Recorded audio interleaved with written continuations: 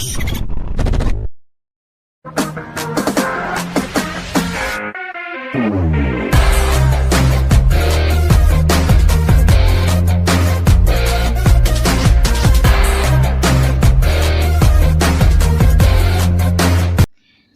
pagi, kembali lagi bersama saya, Fadila, dalam Fadila News. Berikut pengaruh kegiatan daring di lingkungan rumah. COVID-19, virus yang berasal dari Wuhan, Tiongkok, pada Desember 2019 ini menggemparkan dunia melalui banyak media massa, seperti televisi, koran, majalah, dan internet.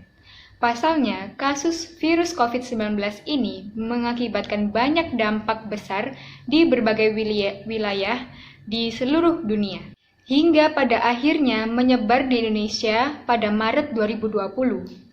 Indonesia terkonfirmasi terinfeksi COVID-19 dan penyebaran COVID-19 ini sangat cepat, hingga dapat mengakibatkan berbagai masalah, seperti contoh di bidang ekonomi dan transportasi, yang secara sekejap membeku, pun juga berdampak di dunia pendidikan.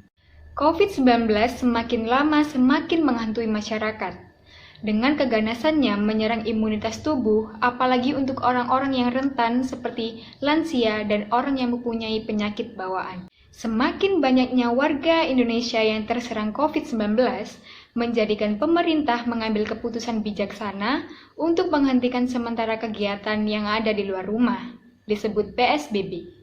Semua warga diminta untuk tetap menjaga kesehatan dengan cara di rumah saja.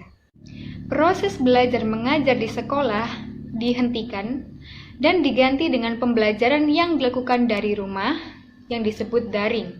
Keputusan ini menjadi ketetapan pemerintah untuk mengurangi angka positif COVID-19.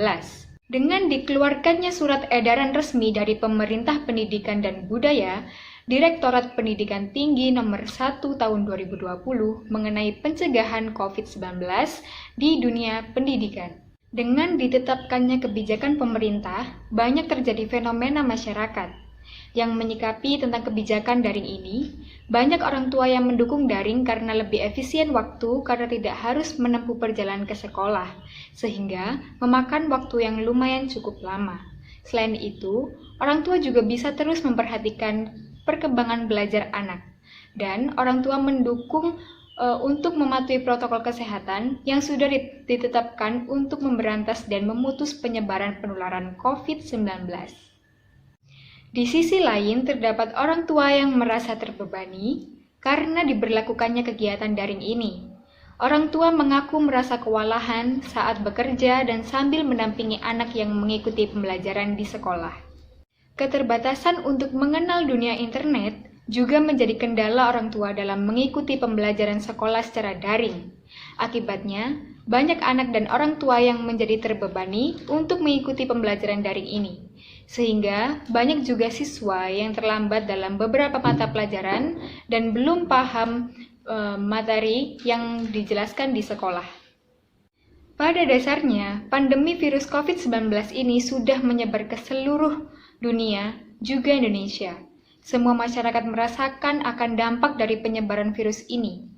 Terlebih lagi tenaga kependidikan yang terus mengembangkan inovasinya agar peserta didik tetap menerima pelajaran dengan baik.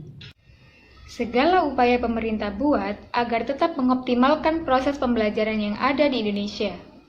Dukungan seluruh masyarakat sangat dibutuhkan untuk memutus angka penyebaran virus corona ini. Walaupun terdapat masyarakat yang membutuhkan waktu lebih lama untuk beradaptasi dengan keadaan pandemik seperti ini, kita harus tetap mengikuti anjuran pemerintah untuk tetap mematuhi protokol kesehatan COVID-19 supaya aktivitas segera bisa berjalan normal kembali. Demikian Fadila News pagi ini, saya Fadila, sampai jumpa.